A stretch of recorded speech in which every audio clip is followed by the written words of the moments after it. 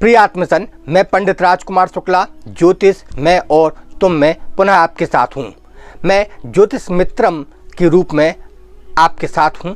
आप इस चैनल को जो लाइक कर रहे हैं, शेयर कर रहे हैं, सब्सक्राइब कर रहे हैं, इसके लिए मैं हृदय से आपका आभारी हूँ। प्रिय मित्रगण, हमने मंगल के मांगलिकता दोष परिहार उपाय आपसे कहे। हमने स्त्री जातक अध्याय के विशिष्ट उपायों को आपसे कहा। आज मैं पुरुष जातक अध्याय के अंतर्गत पुरुष में पाए जाने वाले इन 5 प्रकार के मंगल, इस चार्ट में जो आप देख रहे हैं मंगल के कुल 5 प्रकार हैं। लग्न, चतुर्थ, सप्तम, अष्टम और द्वादश भाव, ये 5 अलग अलग प्रकार हैं। यदि किसी पुरुष जातक की कुंडली में लग्न में मंगल है तब उसके लिए अलग उपाय होंगे। चतुर्थ में मंगल है तो अलग उपाय है। सप्तम, अष्टम और द्वादश में भी क्रमशः भिन्न भिन्न उपाय संभव हैं। आप जैसा सरल समझें उन उपायों को करें, या इस वीडियो के अंत में मैं एक विशिष्ट उपाय आपको कहूँगा। आप इस वीडियो को ध्यानपूर्वक देखेंगे, अंत तक देखेंगे, तब आप समझेंगे कि पुरुष जातक या इस उपाय को सामान्यतः महिलाएं भी कर सकती हैं। तो आप दोनों तरीके से, विशिष्ट तौर पर मैं कहूँगा पुरुषों के लिए ये सरल होगा। यदि पुरुष की कुंडली में लग्न में मंगल है, प्रथम भाव में मंगल है, तब ऐसा मंगल के लिए बढ़िया होगा कि आप भगवान स्कंद की पूजन करें। स्कंद महापुराण का आप पाठ कर लें या पढ़ लें, अध्ययन कर लें। किसी भी मंगलवार से किसी मंगलवार के बीच में स्कंद महापुराण का आप पाठ कर कर किसी ब्राह्मण को दान देते हैं तो इस प्रकार के मंगल, लग्न के मंगल के दोष का परिहार होता है। चतुर्थ भाव में यदि आपका मंगल है तब आप स्पष्ट तौर पर ध्यान रखेंगे कि माता स्कंद माता का पूजन करेंगे। स्कंद माता देवी का ही एक स्वरूप है और मंगल के अधिष्ठाता देव स्कंद की माता कही गई हैं। ऐसे में यदि आप स्कंद माता का पूजन करते हैं, कोई भी मंगलवार से प्रारंभ करें, आप चाहें तो इसको 9 मंगलवार लगातार करें। ऐसा करेंगे तो आपके चतुर्थ के मंगल का परिहार हो जाता है। सप्तम भाव, ये अगर आपकी कुंडली में सप्तम भाव में मंगल है तब इसके लिए उत्तम होगा कि आप विधवा महिलाओं को, यदि मैं कहूँ विशेष तौर पर, तो विधवा महिलाओं में पुलिस या सेना की जो महिलाएं हैं, जो जिनके पति शौर्य या पराक्रम को प्रदर्शित करते हुए वीरता के कारण जिन्होंने अपना बलिदान दिया है, उन महिलाओं के उत्थान के लिए आप जैसे भी आपसे सहायता हो सके उनके लिए जो भी धन आप उपलब्ध करा सकते हैं, उनके मान सम्मान को ध्यान में रखते हुए उन्हें इन वस्तुओं का उपहार दें। आपके सप्तम के मंगल का परिहार हो जाता है। यदि आपकी कुंडली में अष्टम भाव में मंगल है तब आप भगवान शिव का पूजन जो है वो आप मंगलवार को कर सकते हैं। मंगल की वस्तुएं वो आप चाहें तो भगवान शिव को अर्पित कर सकते हैं।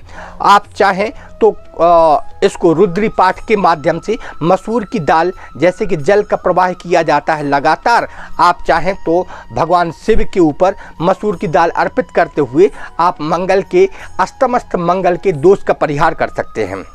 प्रिय मित्रगण, याद रखेंगे यदि आपकी कुंडली में पंचम प्रकार का मंगल है, जो द्वादश भाव में पाया जाने वाला मंगल है, तब आप स्पष्ट तौर पर ध्यान रखेंगे कि आप ऐसे मंगल के निवारण के लिए बढ़िया होगा कि अपने चरित्र को उत्तम बनाएं, अपने बड़े बूढ़ों का ध्यान, मान सम्मान वो बनाए रखें, अपने गुरु मंत्र का जाप करें या गुरु सदस्य व्यक्ति का बात का आप आदर करें, सम्मान दें और उनकी सलाह से ही कार्य करें। याद रखेंगे मित्रगण, यदि 12वें भाव में मंगल है तब आप एक छोटे से सरल प्रयोग को करेंगे।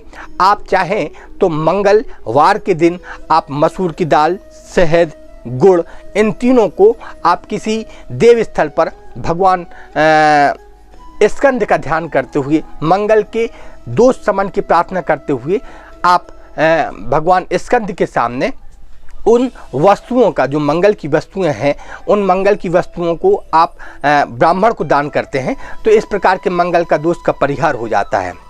ज्योतिष मित्रम के माध्यम से मैं चाहता हूं कि आप मंगल की वो जो भयावह स्थिति समाज में परिकल्पित है, जिससे लोग डरते हैं, या मंगल को ही जिन्होंने एक ग्रह मान लिया है, उस मंगल के सामान्य उपचार जो बहुत संभव है कि आप कर लें, आप कर पाएंगे। ऐसा करके आप मंगल की उस अमांगलिकता का, दोष का परिहार कर सकते हैं, उसका निवारण कर सकते हैं।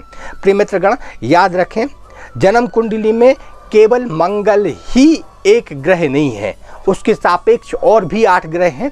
तो आप उनकी शुभता और अशुभता को ध्यान में रखते हुए इस प्रकार के मंगल के दोषों का परिहार कर लें, उपचार कर लें, और उनका आप चाहें तो इस प्रकार के अशुभ मंगल का आप शुभ फल प्राप्त करने के लिए भी कुछ विशिष्ट उपचार कर सकते हैं। तो उसके लिए बढ़िया होगा कि आप किसी ताम्र पात्र पर मंगल का एक यंत्र जो त्रिकोण आकृति में है, उस मंगल को आप कोई भी मंगलवार को शुभ योग्य मुहूर्त आप जान लें किसी ब्राह्मण से, शुक्ल पक्ष के किसी भी मंगलवार को लाकर आप चाहें तो केवल उस मंगल को, आप मंगल यंत्र को लाल रंग के वस्त्र पर स्थापित कर लें।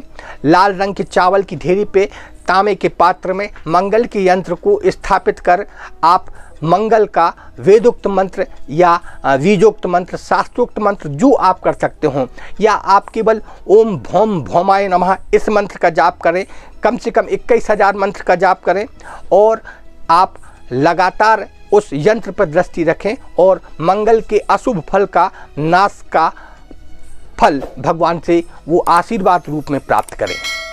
आप अपनी मानसिक भावना से जितने श्रद्धान्वित होकर ये उपाय करते हैं, आप देखेंगे आपकी जन्म कुंडली में मंगल की उस अशुभता का शीघ्रता से नाश होता है। प्रिय मित्रगण, भगवान भाव के भूखे हैं। यदि आप मन से, हृदय से अपनी संपूर्ण एकाग्रता को स्थापित करते हुए मंगल के शांति पाठ करते या करवाते हैं, तो आप देखेंगे कि मंगल के दोष वो आपको व्याप्त ना होंगे। आप अपने जीवन में सुखी हो जाएं, सुमधुर हो जाएं, सरल हो जाएं, सहयोगी हो जाएं, सहज हो जाएं। आप अपने जीवन के उच्च सुख को भोग पाएं। आप सुखी के साथ वैवाहिक जीवन में, अपने आसपास के समाज में मान सम्मान को प्राप्त कर लें, ऐसा मैं चाहता हूं। इसलिए मैंने मंगल के ये उपचार कहे। प्रिय मित्रगण, मंगल के लिए 2 बातें विशेष तौर पर आप ध्यान रखेंगे। पहली, भाइयों के साथ रहेंगे। भाइयों के बड़े हों या छोटे भाई हों, जन्म कुंडली में छोटा भाई मंगल का कारक है और बड़ा भाई बृहस्पति का कारक है। तो आप छोटे या बड़े भाई का मान सम्मान करें, उनकी बातों को आप मानें, उनके साथ आप रहें, उनसे सहज या मधुर संबंध बनाएं, तो आप देखेंगे कि आपकी जन्म कुंडली में मंगल जहाँ कहीं भी होगा वो शुभ फल को देने वाला होगा। प्रिय मित्रगण, मंगल को स्पष्ट तौर पर हम चाहें तो पृथ्वी की पूजन करें। पृथ्वी की पूजन करने से मंगल के दोष का शमन वैसे भी हो जाता है।